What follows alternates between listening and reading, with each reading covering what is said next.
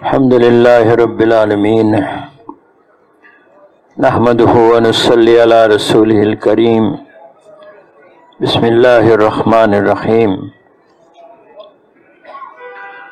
मोहतरम भाइयों, दोस्त और बुजुर्गों,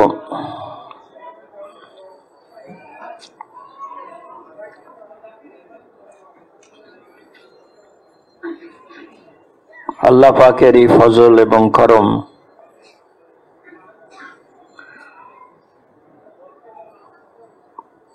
এখানে একত্র হওয়া, আল্লাহ আমাদেরকে একত্র করছে। এই কাজে যে মনে করে আমি করতেছি, তো সে বহুত বড় ভুলে আসে। যতটুক হচ্ছে আল্লাহর ফজলে হচ্ছে, যতটুক করতে পারতেছি আল্লাহ পাকের তৌফিকে করতেছি। এজন্য ভাই হযরত জি রহমতুল্লাহ আলাইহি, মৌলানা ইনামুল হাসান সাহেব রহমতুল্লাহ আলাইহি বলতেন, করতে রহো ডরতে রহো, করতে রহো डरते रहो, मानते रहो मांगते रहो। ও বাংলা করতে হবে। হ্যাঁ, করতে রহো ডরতে রহো, করতে থাকো আর ভয়ের সাথে চলো। করতে থাকো মানে हर हाले करो। সুবিধা হলে করলাম, অসুবিধা হলে পালাইলাম, এরকম না। কেন? এটা নবীওয়ালা কাজ। আর নবীদের জিন্দেগি দেখেন। এর জন্য তো দেখেন দাওয়াত যেটা, এটা নবীদের কাজ ছিল নাকি? কাদের কাজ ছিল? এই জন্য এতগুলো আম্বিয়া আলাইহিস সালামের ঘটনা আল্লাহ কোরআনে রাখছে, যে দেখো দায়ীরা এরকম ছিলেন। আর এই উম্মত হলো দায়ী উম্মত।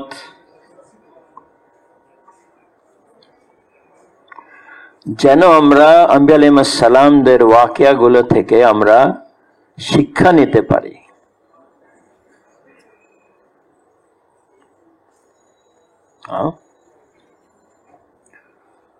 তো কিরকম পরীক্ষা আসছে এক একজনের উপরে।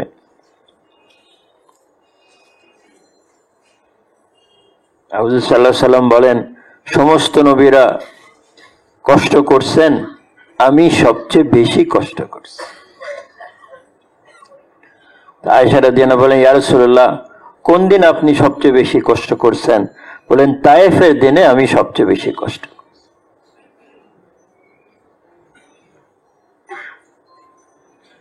হুজুর সাল্লাল্লাহু আলাইহি সাল্লাম অনেক আশা নিয়ে গেছিলেন তায়েফওয়ালাদের কাছে, যে মক্কার লোকরা আমার কথা শুনে না, হয়তো তায়েফওয়ালারা শুনবে। এবং পায়দল সফর ছিল, আর পাহাড়ের উপরে তায়েফ। ওখানে গিয়ে আরো ওনার কথা শুনে নাই, ওনাকে বের করে দিয়েছে, ওনার উপরে পাথর বর্ষানো হয়েছে, লাঠি দিয়ে মারছে, অজ্ঞান হয়ে গেছেন।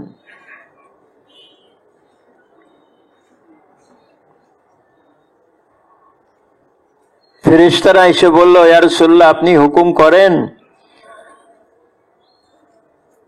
তায়েফওয়ালারা দুই পাশে পাহাড় আছে, আমরা একত্র করে দিই পাহাড়।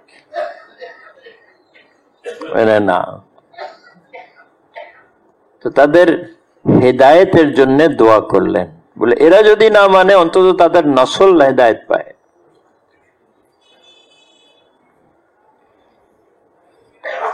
তো হুজুর সাল্লাল্লাহু আলাইহি ওয়াসাল্লামের ওই দোয়ার বরকতে এই অঞ্চলের লোকরা হেদায়েত পাইছে।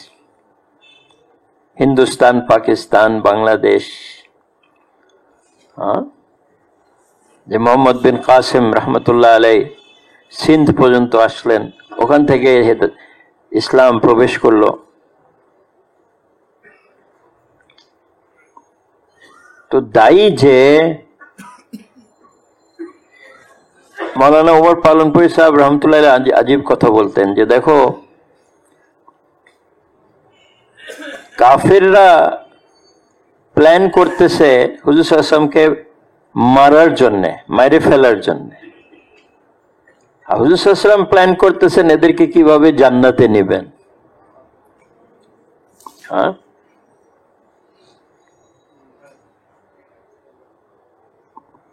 তো সবচেয়ে বড় খায়ের খাই হলো যে মানুষকে বুঝায় সুজায় সহি রাস্তার উপরে খাড়া করে দেওয়া। সবচেয়ে বড় মঙ্গল কামনা করা হলো এটা, আর দ্বীন নাসিহা। এজন্য যে যা আমাদেরকে বলুক, যতই আমাদেরকে গালাক, যত আমাদেরকে ফাঁসি দেওয়ার চেষ্টা করুক, আমরা কিন্তু তাদেরকে খারাপ বলবো না।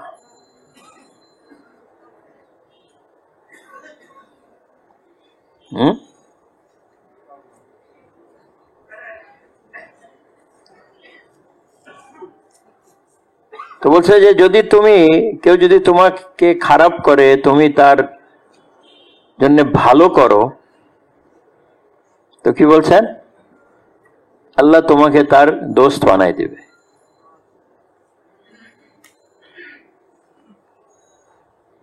এজন্য মানে সাহেব এটা বারবার বলেন, ভাই ইন্তেকামের জজবা হওয়া ঠিক না। আচ্ছা, আমাদের সাথে এরকম করছে, আমরাও দেখাই দিব।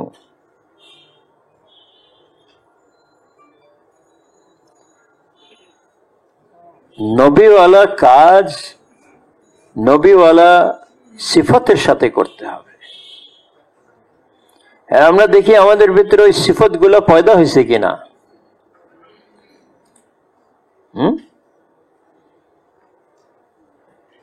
তাইফওয়ালারা মারতেছে, মেরে হুজুর অজ্ঞান হয়ে গেছেন, কিন্তু আবার উঠে তাদের জন্যই দোয়া করতেছে, তাদের হিদায়তের জন্য দোয়া করতেছে,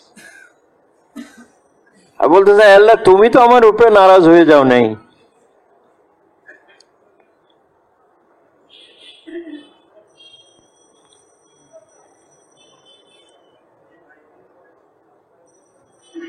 এই জন্য ভাই ও দোস্ত বুজুর্গ, বহুত বড় কাজ, বহুত বড় দায়িত্ব,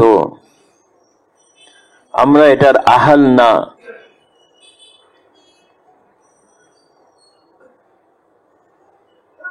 আমরা এটার লায়েক না। এটা তো আল্লাহর ফজল আর করম যে আমাদেরকে এই কাজের সাথে সম্পৃক্ত করে দিছে, আল্লাহরই ফজল। এখন এর মোকাবেলা আমরা কি করব বা আমরা কি করতেছি? আমরা কি এই কাজের হক আদায় করতেছি? আমরা কি যেভাবে আমাদের জান আর মাল লাগানোর কথা আমরা কি লাগাচ্ছি? আমরা কি যেভাবে মসজিদে সময় দেওয়ার কথা আমরা কি দিচ্ছি?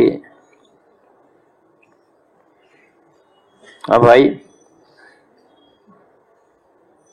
তো দেখা যাবে যে আমরা বহুতই নাকিস আমাদের চেষ্টা এবং মেহনত।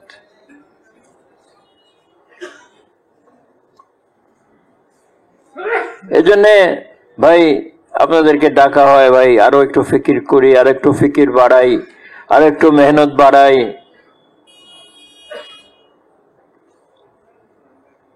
হযরত সাহাবা রিজওয়ানুল্লাহ আজমাইন সবকিছু দিয়ে মনে করতেন আমরা কিছুই দিই নাই, আর আমরা কিছুই না দিয়ে মনে করি যে অনেক কিছু দিছি।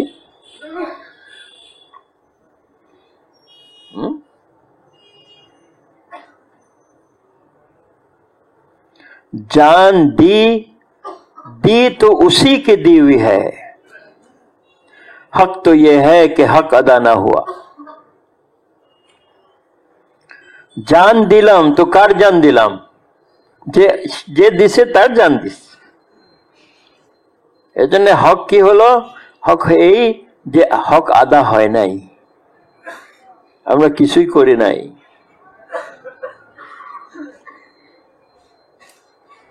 এজন্য হাজী আব্দুল ওয়াহাব সাহেব রহমতুল্লাহ আলাই উনি এইটা বলতেন যে আল্লাহ কাকে দিয়ে কাজ নেবেন, এটা জিজ্ঞেস করে নিজে বলতেন, যে মনে করে আমি কিছু না, আল্লাহ তাকে দিয়ে কাজ নেবেন। আর যে মনে করে আমি পারি, আমি জানি, আমি বড়, আমি জ্ঞানী গুণী, আমি মাস্টার সাহেব, আমি আলেম সাহেব, আমি ডাক্তার সাহেব, তো বলছে এইগুলো হলো তকব্বুরি কথা। और मुतकब्बिर से अल्लाह काम नहीं लेता। যার ভিতরে কিবর আছে, অহংকার আছে, তাদেরকে দিয়ে আল্লাহ কাজ নেয় না। এজন্য আম্বিয়া আলাইহিস সালামদের এক বড় সিফত ছিল, সেটা ছিল তাওয়াজু, নিজেকে কম মনে করা, নিজেকে ছোট মনে করা। সাল্লাম মক্কা ফতে, মক্কা জয়ের দিন মক্কায় প্রবেশ করতেছেন, আর ওনার সর মোবারক, মাথা উটের পিঠে বারবার লাগতেছে সিজদার অবস্থায়, আর বলতেছেন হে আল্লাহ তুমি করছো।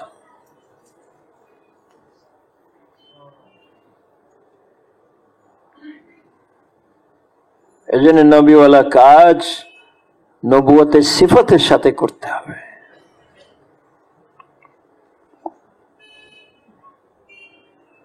करते रहो, डरते रहो।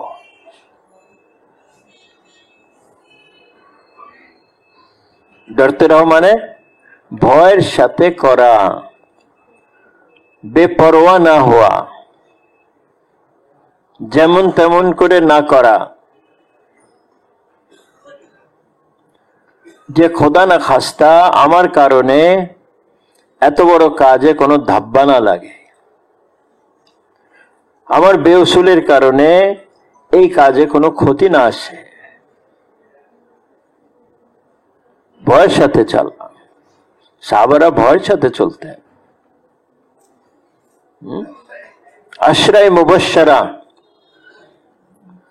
কি বলতেন? হায় আমরা যদি গাছ হইতাম, আমরা যদি পাতা হইতাম, আমরা যদি পাখি হইতাম।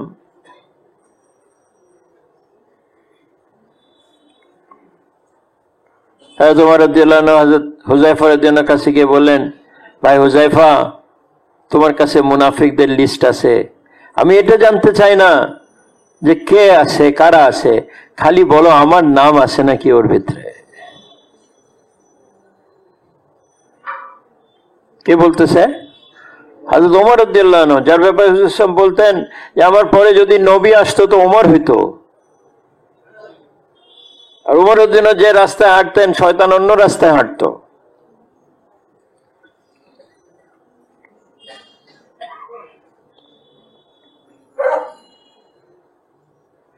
সাহাবারা নিজেরা অনেক সময় মুনাফিক মনে করতেন। আমরা কি মুনাফিক হয়ে গেছি?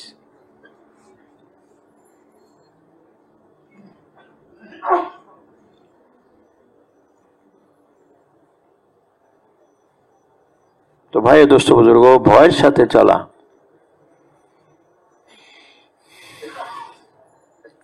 খুব ভয়ের সাথে চলা। আল্লাহ যদি রহম না করেন তো এই কাজ করা যায় না। আল্লাহ যদি করম না করেন, ফজল না করেন,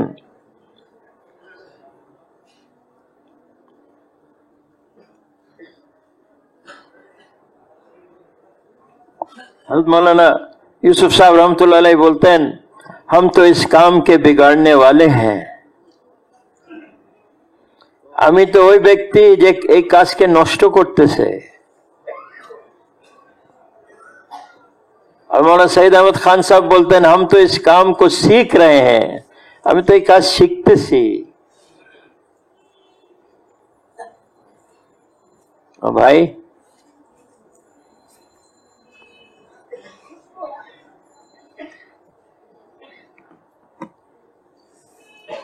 ভয় দুই রকমের আছে। এক ভয় হলো বাঘ আসতেছে, সাপ আসতেছে, আপনারা কোন দিকে দৌড়াইবেন? বাঘের দিকে না উল্টা দিকে? হ্যাঁ, উল্টা দিকে দৌড়াবো। আরেকটা হলো আল্লাহর ভয়। যার ভিতরে আল্লাহর ভয় আছে সে ততই বেশি আল্লাহর দিকে যায়। বুঝে আসছে ভাই? তো যখন মানুষের ভিতরে আল্লাহর ভয় আসবে সে আল্লাহর দিকে যাবে।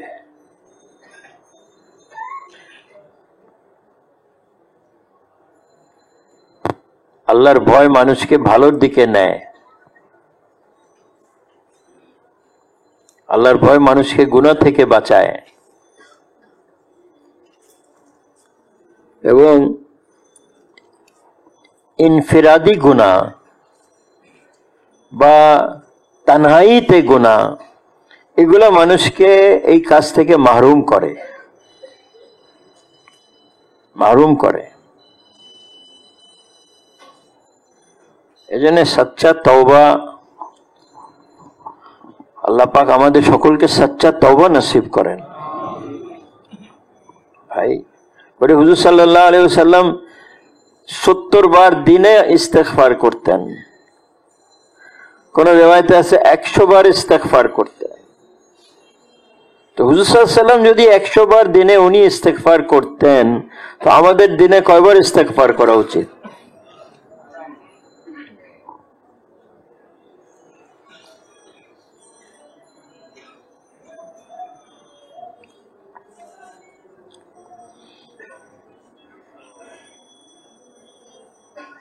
এই কাম আর কি মানতে রহো। ওহো, আজকে বহুত বড় বড় এই মানতে রহতে ফিসলাই গেছে। কি বলেন? শয়তান কত বড় আলেম ছিল, মুআল্লিমুল মালায়েকা, ফেরেশতাদের আলেম, মুআল্লিম। কোথায় ফিসলাইলো? মানার ব্যাপারে মানতে পারে নাই।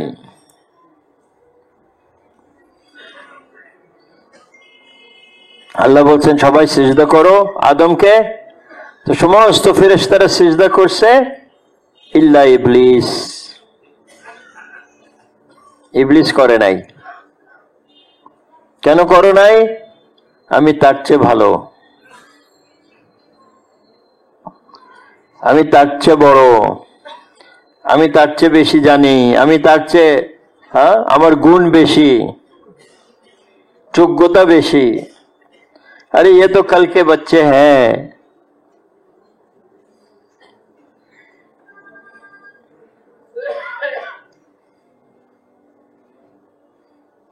এরকম যখন মৌলানা ইউসুফ সাহেব রহমতুল্লাহ আলাইহি আমির হলেন, তো ওনার বয়স ছিল মনে হয় 26 কি 27। 44-এ আমির হয়েছেন, 65-তে ইন্তেকাল করছেন। কত বছর? 21 বছর। আর উনি 48-এ ইন্তেকাল করছেন। তো 48 থেকে 21 বাদ দিলে 27 বছরে উনি আমির হলেন। তো অনেক বড় বড় মৌলানা ইলিয়াস সাহেব রহমতুল্লাহ সাথীরা ওনারা মার্কাজ ছেড়ে দিলেন। এরকম মৌলানা এনামুল হাসান সাহেব যখন আমির হলেন, তো ওই সময় মৌলানা ইউসুফ সাহেবের অনেক সাথীরা মার্কাজ ছেড়ে দিলেন। এরকম দেওবন্দে যখন কারি তৈয়ব সাহেবের নাতি, মাফ করবেন, কাসেম নানতুই রহমতুল্লাহ নাতি ছিলেন কারি তৈয়ব সাহেব।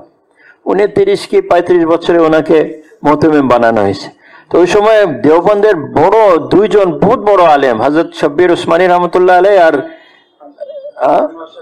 আনোয়ার শাহ কাশ্মীর, ওনারা দেওবন্দ ছেড়ে চলে গেলেন। এগুলো হয়, এগুলো হয়। একজন বলল রাইবেন্ডের, নাম নেব না, কোনো ব্যাপার না, এটা তো ওস্তাদ আর শাগিরদের ব্যাপার, শাগির গিয়ে ওস্তাদের কাছে মাফ চায় নেবে, হয়ে যাবে। আমি বললাম যে উনি তো কাজই বুঝেন নাই, এটা উস্তাদ আর শাগিরদের ব্যাপার না, এটা হলো আমির মামুরের ব্যাপার।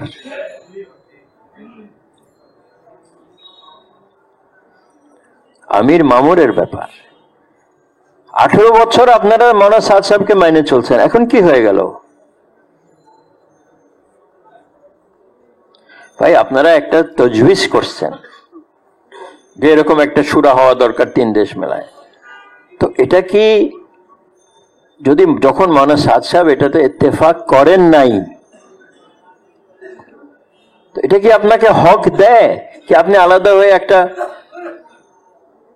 আলাদা একটা আন্দোলন শুরু করে দিবেন, পুরো দুনিয়াকে 2 ভাগ করে দিবেন?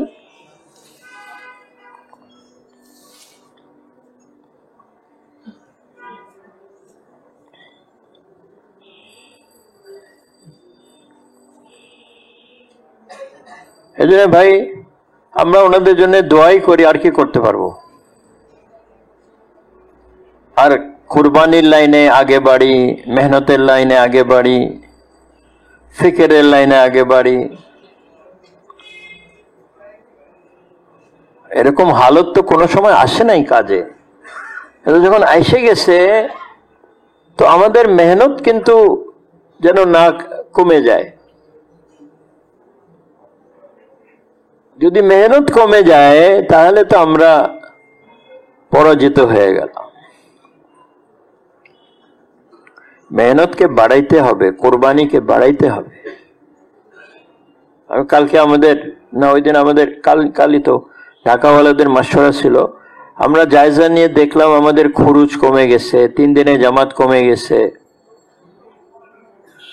তো এটা তো বহুত ভয়ের জিনিস।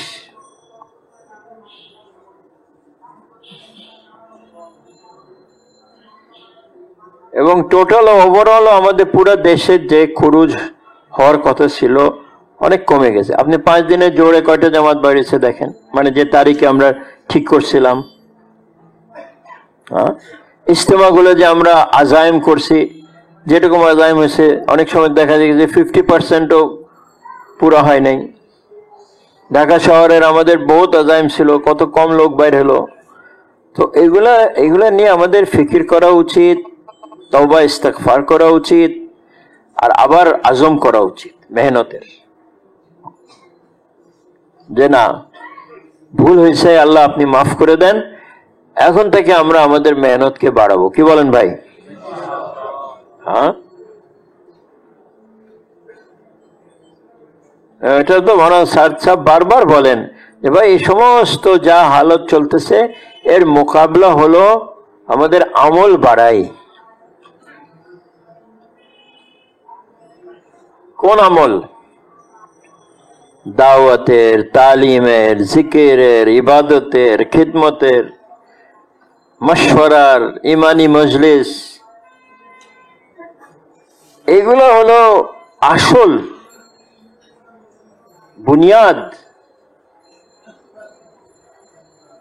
এবং এর ভিতরে হেফাজত।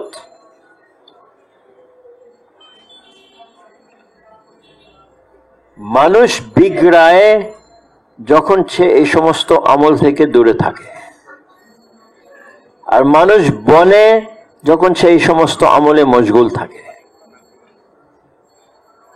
এজন্য এগুলোকে বলা হয় আমালে দাওয়াত বা আমালে হেদায়েত বা আমালে তরবিয়ত। এবং সাহাবারা যে বনছেন এই সমস্ত আমালের কারণে বনছেন, এই সমস্ত আমালের মশগুলের কারণে বনছেন। এবং আমালে দাওয়াত আগে আসছে, এহকামাত পরে আসছে। ভাই কথা বুঝতেছেন? আমালে দাওয়াত আগে আসছে মানে মক্কা শরীফের জিন্দেগিতে কি ছিল? না রোজা ফরজ ছিল, না যাকাত ফরজ ছিল, না হজ ফরজ ছিল, না নামাজ প্রথম 10 বছরে ফরজ হয় নাই, মেরাজের পরে ফরজ হয়েছে। কিন্তু প্রত্যেক সাহাবিয়া ওনারা দাওয়াত দিচ্ছিলেন, তালিম করতেছিলেন, জিকির করতেছিলেন, ইবাদত করতেছিলেন, মাশওয়ারা করতেছিলেন, এই সমস্ত আমলে মশগুল ছিলেন। ভাই কথা বুঝতেছেন ভাই? আজকে আমাদের জিন্দগিতে এই সমস্ত আমল কম পাওয়া যাইতেছে, গাছ অনেক কমে গেছে।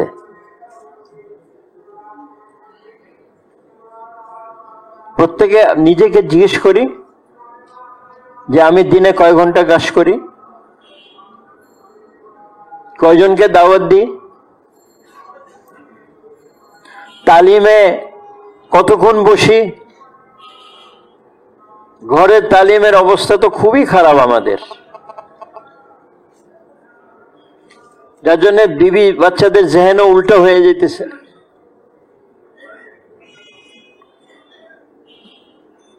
মসজিদে সে পরিবেশ নাই, ঘরগুলোতে তো কি অবস্থা, আল্লাহ মাফ ফরমান।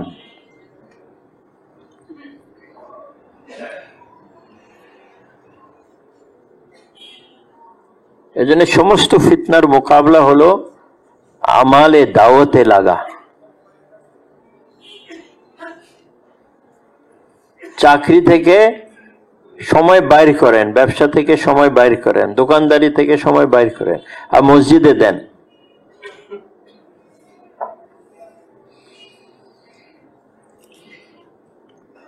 মসজিদে সময় দেওয়াকে বাড়াই।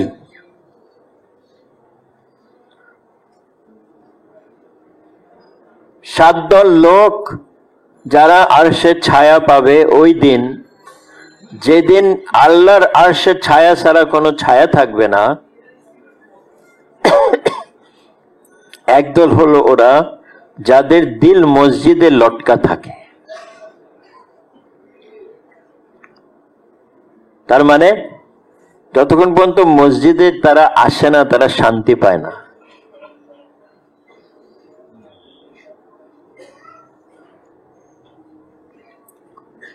মুনাফিক যে, সে মসজিদে টিকে না, সে বাজারে যাইতে ভাল লাগে তার। মোমেন সে মসজিদে আইসে সে হাঁপ ছাড়বে, যেমন মাছ পানিতে গেলে হাঁপ ছাড়ে।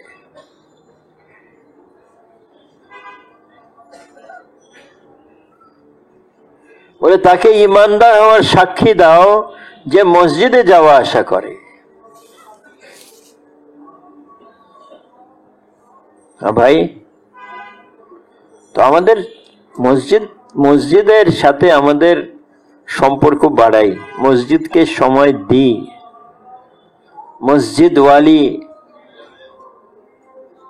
মসজিদওয়ালা বনি। এখন তো দোকানওয়ালা, এখন তো চাকরিওয়ালা, এখন তো ব্যবসাওয়ালা না ভাই, মসজিদওয়ালা বনি। আর মসজিদওয়ালা ওই সময় আপনাকে বলা হবে যখন দোকানের চেয়ে বেশি সময় আপনি মসজিদে দিবেন, আর চাকরির চেয়ে বেশি সময় মসজিদে দিবেন। বলে হ্যাঁ, এই মসজিদওয়ালা।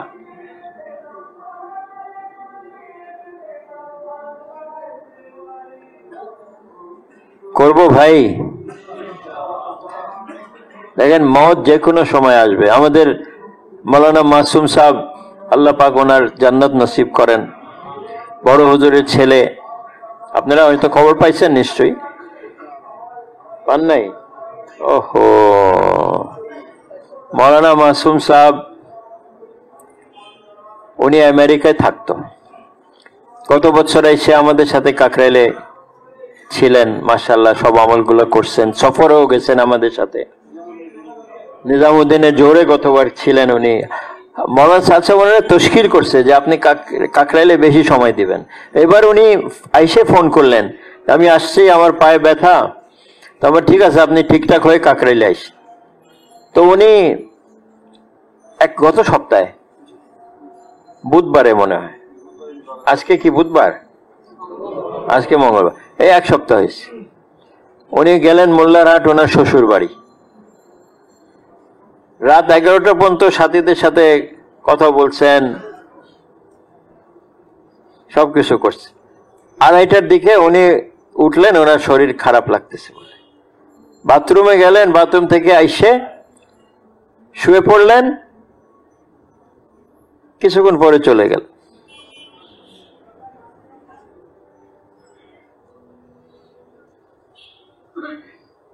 এজন্য ভাই,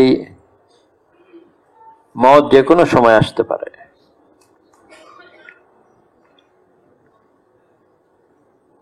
এর তৈরি হলো এই কাজ করা। আছে না, বুদ্ধিমান ব্যক্তি কে? হুজুর সাল্লাল্লাহু আলাইহি ওয়াসাল্লামকে সাহাবারা জিজ্ঞেস করলেন, বললেন যে মৃত্যুকে বেশি করে স্মরণ করে আর তার জন্য তৈরি করে। তো তৈরি হলো এই মেহনত। ভাই, যে আল্লাহর দিকে মানুষকে ডাকবে, যে কালমার দাওয়াত দিতে থাকবে, তার ব্যাপারে আশা করা যায় যে মওতের সময় সে কালমা পাবে। আর কালমার কোনো চর্চাই নাই, কিভাবে কালমা পাবে? এজন্য ভাই দোস্ত, খুব দাওয়াতে লাগি, খুব তালিমে বসি। ভাই আব্দুল ওয়াহাব সাহেব বলতেন যে ইনফিরাদি ইজতিমাই তালিমে এক রকমের নূর পাবা, ইনফিরাদি তালিমে আরেক রকমের নূর পাবা। এজন্য ইনফিরাদিও আমাদের বইগুলোর মোতালা করা দরকার। হায়াতুস সাহাবা, মনে ইউসুফ সাহেব রহমতুল্লাহ বয়ানাত, মনে ইলিয়াস সাহেব রহমতুল্লাহ মলফুজাত, তারপরে ফাজাইলে আমাল, ফাজাইলে সাদাকাত, মুনতাখাব হাদিস, এগুলো আমাদের ইনফিরাদিও দেখা দরকার।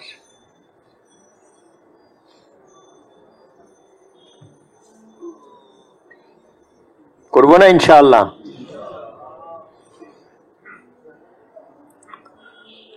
যত বেশি আমরা সাহাবাদের জিন্দেগি আমরা আমাদের সামনে আনবো, পাবলিকের সামনে আনবো। হযরত মাওলানা ইউসুফ সাহেব রহমতুল্লাহ আলাইহিকে কেউ বলল, হযরত আপনি তাবলীগের উসুলের উপরে একটা বই লেখেন। তো আমরা ওই বই দেখে আমরা কাজ করব, বই দেখে দেখে। তো উনি বললেন, हमने হায়াতুস সাহাবা লিখা है। আমি হায়াতুস সাহাবা লিখছি। ওইটার উত্তরে কি বললেন? হায়াতুস সাহাবা লিখছি। তার মানে এই কাজের উসুল সাহাবাদের জিন্দেগিতে পাওয়া যাবে।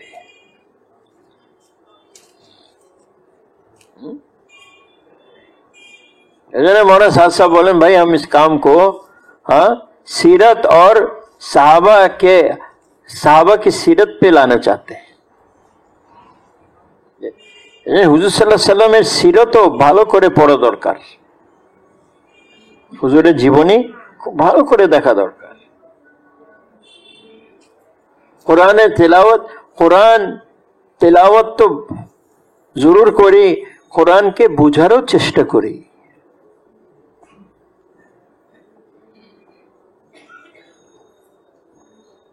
তাহার না, এটা যদি না, তাহলে আমাদের ওলামা একরামরা, হযরত থানভী রহমতুল্লাহ আলাইহি, হযরত শেখুল হিন্দ রহমতুল্লাহ আলাইহি, ওনারা কেন তর্জমা করছেন কোরআনকে?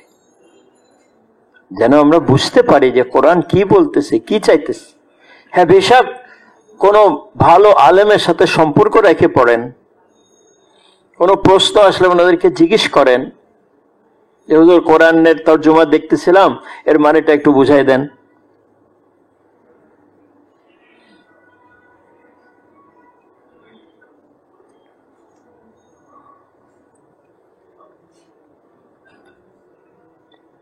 তো আমালে দাওয়াতে লাগা ভাই দোস্ত, এটা সারা মানুষ বলতে পারে না। খালি কিতাব মানে ইলিয়াস সাহেবের আজীব কওল আছে। কি বলছেন উনি? বললেন যে দিন হলো মুতাহাররক। মুতাহাররক মানে হরকত করতেছে, চলতেছে। দিন হলো মুতাহাররক, কিতাব হলো জামেদ। জামেদ মানে স্থির, ওইটা চলতেছে আর এটা স্থির। বলে স্থির জিনিস দিয়ে মুতাহাররিক জিনিস বুঝা বহুত কঠিন।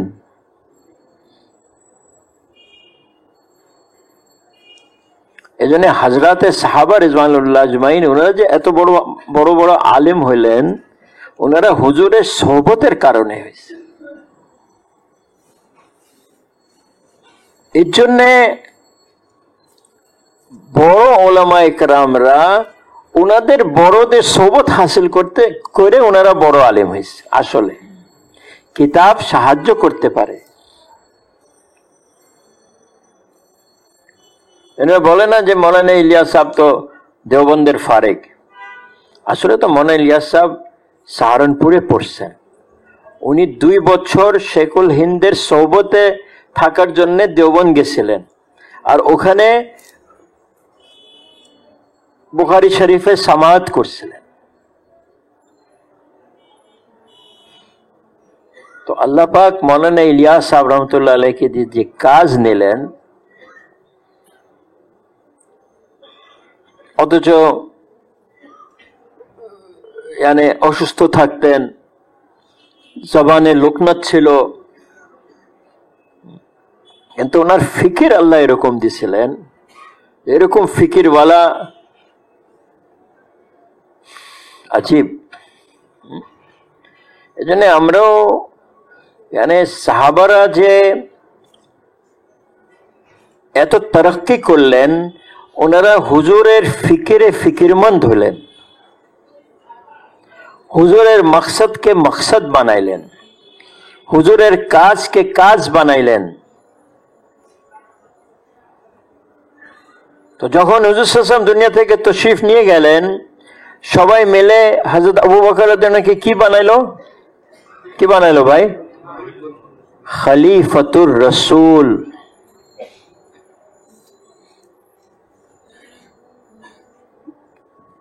খলিফাতুর রাসূল মানে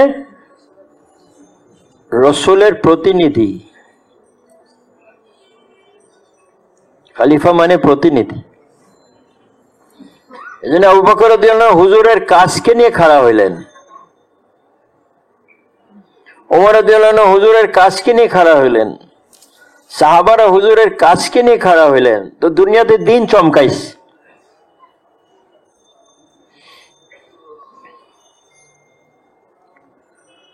এই জন্য ভাই দোস্ত, এই কাজকে মকসদ বানানো, এই কাজকে মকসদ বানানো, এই কাজের তাকাজা আগে পুরো করব, দুনিয়াবি তাকাজা পরে পুরো করব। জান আর মাল বেশি লাগাবো দাওয়াতের কাজে, আর কম লাগাবো জরুরতে। তাহলে তো পাবো আল্লাহ সাহায্য।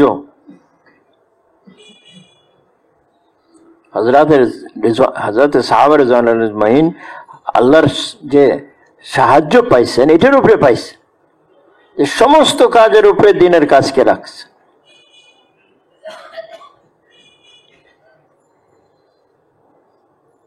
ইন তানসুরুল্লাহ ইয়ানসুরকুম, আল্লাহর ওয়াদা। তুমি আমার সাহায্য করো, আমি তোমার সাহায্য করি। তো আল্লাহ মাফ ফরমান, আল্লাহ কি দুর্বল হয়ে গেছেন যে আমাদের সাহায্য লাগবে? না, আল্লাহর দ্বীনে সাহায্য করো, তো আল্লাহ তোমার সাহায্য করবেন। কারা কারা করবে? আজকে থেকে পাক্কা নিয়ত করি যে এই কাজকেই সামনে রেখে আমি চলবো, এই কাজের তাকাজা আগে পুরো করব। চাকরিতে নোকসান আসতে পারে, বিবি বাচ্চাতে নোকসান আসতে পারে, ব্যবসাতে নোকসান আসতে পারে, এই কাজে যেন নোকসান না আসে। আয়ান কুজদিন ও আনা হাই, আবু বকর রাদিয়াল্লাহু আনহু এটাই জজবা ছিল যে দিনে নোকসান আসবে আর আমি আবু বকর জীবিত থাকবো, এটা হইতে পারে না।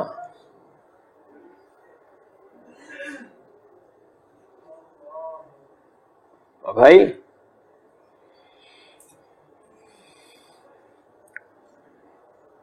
এজন্য ভাই সামনে ইজতেমা, এজন্য তো আর তো কয়েকদিনই আছে। আমরা আমাদের 11 তারিখকে সামনে রেখে মেহনত করব। যদি কোন খোদা না খাস্তা কোনো হালত আসে বা কোনো কারণ হয় তো আমরা জানাবো আপনাদেরকে। কিন্তু এখন পর্যন্ত যা আছে আমাদের সামনে ওই তারিখ আছে, ওই তারিখকে সামনে রেখে আমরা মেহনত করব, সেভাবে আমরা কাজকে গুছাই নেব, সেভাবে আমরা আমাদের জামাত তৈরি করে নেব।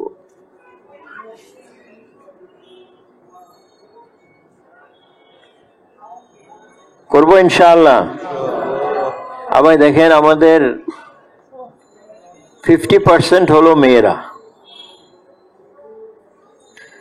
দেখা যায় যে ভাই মা বোনরা এই কাজের সাথে তাদের কোনো ইয়ে নাই, কোনো ফিকির নাই, খুব কম। পুরুষ ভাইদের ভেতরে যদি 10 জন হয় তো মা বোনদের ভেতরে হয়তো 1 জন পাওয়া যাবে, কি বলেন? হ্যাঁ, আর এটার জন্য দোষী আমরা, যে আমরা আমাদের মা বোনদেরকে এই কাজে নিয়ে নাই, এই কাজের আহমিয়ত বুঝাই নাই। হ্যাঁ, সাহাবারা সাহাবিয়ারা এক ফিকিরের উপরে উঠছেন, এক মেহনত।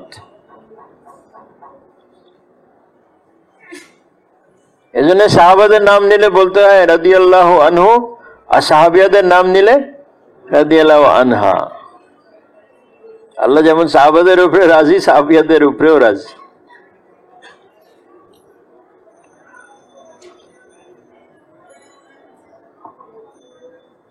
এই জন্য নিজামুদ্দিনে এখন বহুত জোর দেওয়া হইতেছে যে ভাই মেয়েদের কেউ ফিকিরমন্দ করো, মেয়েদের জেহেন বানাও।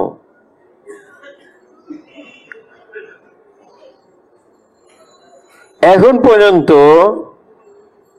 পুরো দেশে একটা মসজিদ হয় নাই যে কয়জন পুরুষদের জামাতে 3 দিন যায় তারাই তাদের মস্তরাতদেরকে নিয়ে তৃতীয় মাসে 3 দিন বাইরে হয়। একটা মসজিদ এখনো হয়নি।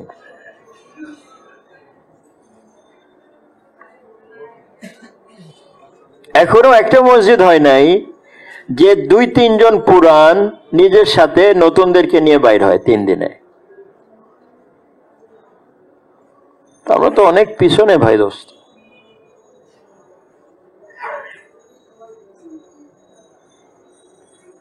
তিন দিন কোন মসজিদ থেকে আজকে আমরা কাঠগুজারিতে দেখলাম ভাই যে 3 চিল্লার আওয়াজই নাই।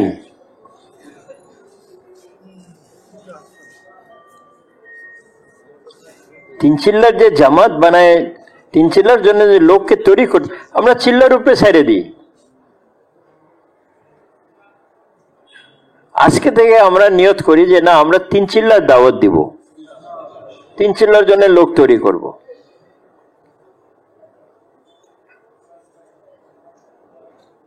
একটা কাঠগুজারির ছকে একটা ঘর আছে যে কয় মসজিদ থেকে 3 চিল্লার জামাত বাইরেছে।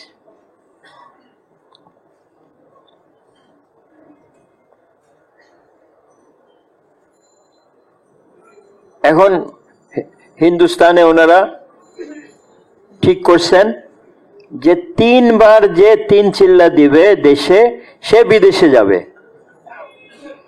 আমি বলছি তাহলে তো আমাদের তো হয়তো বছরে 10টা জামাত বাইরে, কিন্তু ওনাদের কাজের সত্তা বাইরে গেছে। হর সাল 3 চিল্লা কয়জন দেয় বলেন?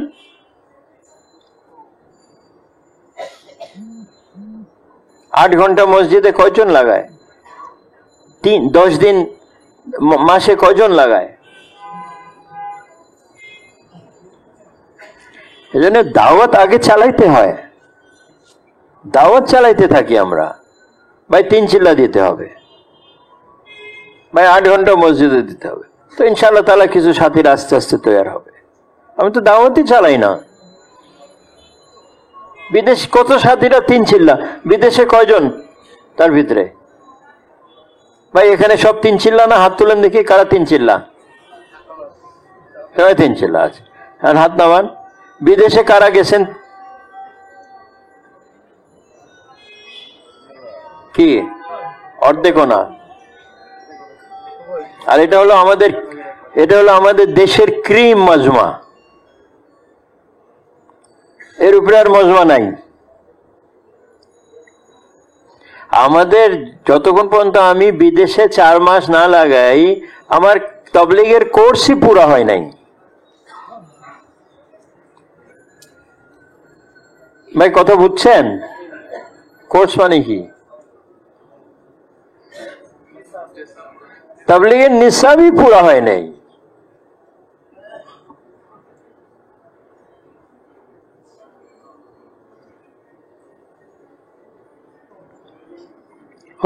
সাহাবারা সারা দুনিয়াতে খবর বানাইছে। সুদানে একটা গ্রাম আছে, ওটার নাম হলো সাহাবা। বলে কেন? বলে এখানে 50 জন সাহাবার কবর আছে।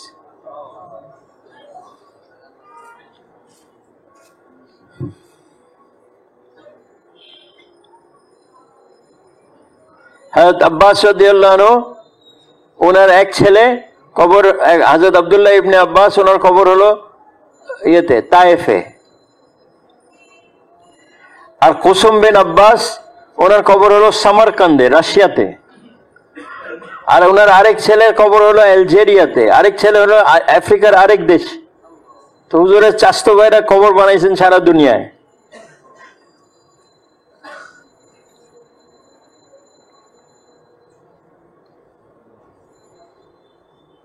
তো আমাদের প্রত্যেকের ভিতরে এই ফিকির হওয়া দরকার যে ভাই আমি দূর থেকে দূরে যাব।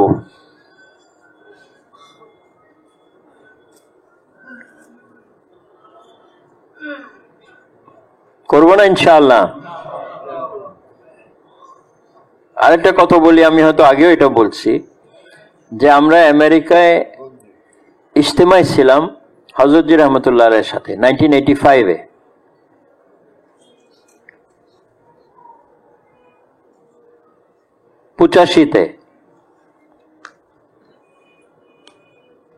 তো ওখানে তাই হলো, বয়ান কে করবে? আসরের বয়ান করবে আব্দুর রকিব। আব্দুর রকিব হলো খুব পুরানো কোরবানিওয়ালা আমেরিকান সাথী। তো তাই হয়ে গেল। পরে কিছু সাথীরা আসলো, আমেরিকান সাথীরা, বলে হযরত আপনি তাই করছেন আব্দুল রকিব ভাইয়ের, খুব ভালো। আমাদের একটা রায় ছিল, আমাদের 2 জন আলেম আমেরিকান কেবল ফারেগ হয়ে হিন্দুস্তান থেকে আসছে, এদের ভিতরে যদি একজন বয়ান করে তো আমাদের সাথীরা বেশি আসর নেবে যে আমেরিকান আলেম বয়ান করতে। হযরত जी जिस করলেন এরা সাল লাগাইছে? বলে না, সাল লাগাই नहीं, हम हर आलिम से बयान नहीं कराते, সব আলেম দিয়ে আমরা বয়ান করাই না। তারপরে বললেন इल्म एक मुस्तकिल मेहनत है, दावत एक मुस्तकिल मेहनत है। अब्दुल रकीब बयान करेगा।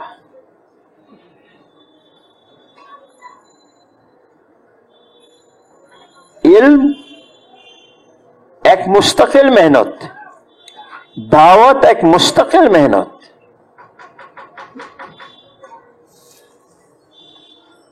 একবার মৌলানা সাহেব ফয়সলা করলেন যে ওলামাদের সাথে কথা কে বলবে? বলে মিয়াজি আজমত বলবে। সবাই বলতে হযরত মিয়াজি আজমত, উনি তো সাদা সিধা মেওয়াতের লোক। তো উনি বুঝছেন ওরা যে ইশকাল করতেছে। বলে ভাই हम यहाँ एक काम समझा रहे हैं, এখানে একটা কাজ বোঝানো হইতেছে।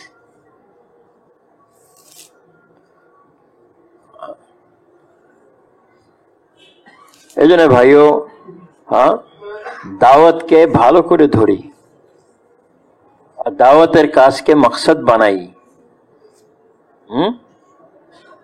আর আমালে দাওয়াতে লাগি। আমালে দাওয়াত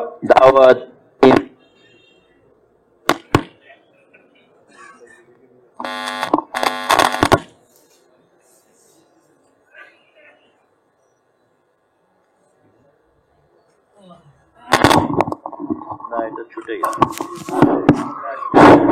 ঠিক আছে।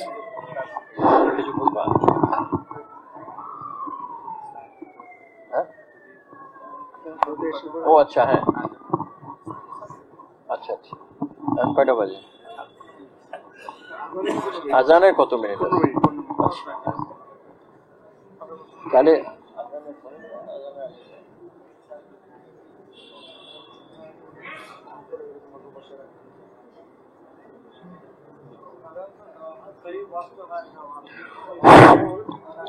আচ্ছা ভাই,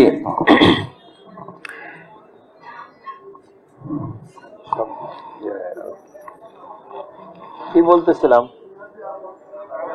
হ্যাঁ, মিয়াজি আদমতকে বললেন যে ভাই এখানে আমরা একটা কাজ বুঝাইতেছি,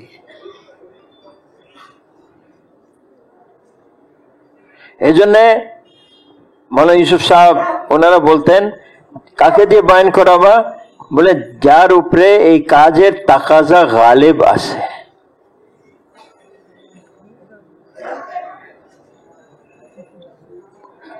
যার উপরে কাজের তাকাজা গালেব আছে, যে দিন রাত এই কাজকে নিয়ে ফিকির করে, এরকম লোককে দিয়ে বয়ান করাও। সে আলেমও হইতে পারে, সে অনালেমও হইতে পারে। মোট কথা আমাদের দায়ী লাগবে, দায়ী। দায়ী বনো, দায়ী বানাও। এই উম্মত হলো দায়ী উম্মত।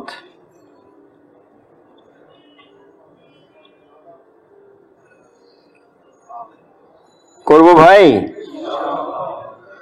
আরেকটা আমার দিলের কথা বলি, যে আমরা এরকম মাদ্রাসা করতে চাই, কোনো বিল্ডিং লাগবে না, কোনো ওস্তাদকে বেতন দেওয়া হবে না, কোনো ছাত্রকে পয়সা দিয়ে পড়তে হবে না।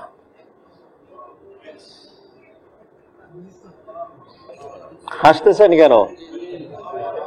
করা যায় না? বিল্ডিং লাগবে, সমস্ত মসজিদ আপনার বিল্ডিং, যান, খালি পড়ে আছে, পড়ান মসজিদে। উস্তাদ লাগবে, আমাদের কত ছেলেরা মাশাআল্লাহ মোবাল্লিগের ছেলেরা, তারা সব আলেম হয়ে সাল লাগায় আছে। ভাই তুমি 2 ঘন্টা দাও, 3 ঘন্টা দাও, মসজিদে পড়াও। তোমার চাকরি ব্যবসা তুমি করো, কিন্তু এখানে পড়াও আল্লাহর জন্য, লিল্লাহ ফিল্লাহ। আর বাচ্চারা বাপ মার সাথে থাকবে। বাপ মা যে তরবিয়ত করতে পারে, আর কেউ পারে করতে? তো বাপ মার তরবিয়তে থাকবে বাচ্চারা, আইসে পড়বে মাদ্রাসায়, মসজিদে। খানা নিজের ঘরেতে খাবে, তো পয়সা লাগবে? এরকম কারা কারা চালু করবেন একটু হাত তোলেন দেখি। আল্লাহ কবুল ফরমান ভাই। মৌলানা সাদ সাহেব এর জন্য তো ইশারাতেন বলতেছেন ভাই, মক্তব মক্তব মক্তব। মক্তব দিয়ে শুরু হবে, আর ওখান থেকে তারা দৌড়া শেষ হবে।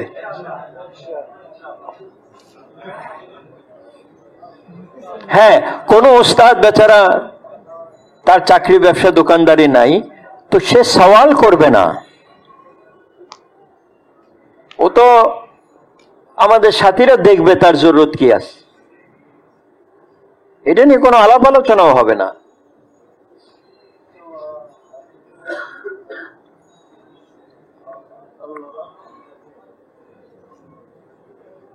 তো যেটা বলতেছিলাম, মা বোনদেরকে কাজে লাগান, মা বোনদেরকে কাজে শরিক করেন, তাদের ভিতরে ফিকির পয়দা করেন, যেমন সাহাবিয়াদের ফিকির ছিল।